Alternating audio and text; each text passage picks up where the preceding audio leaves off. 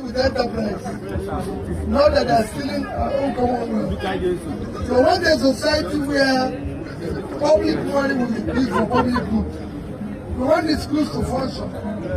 We want our hospitals to work. We want a society where a child of nobody can be someone. My phone. You say record on this. And that's what we're trying to do. This election, please, go out and vote. This vote is important to the future of your children. It's important for all of us. That is why we're campaigning.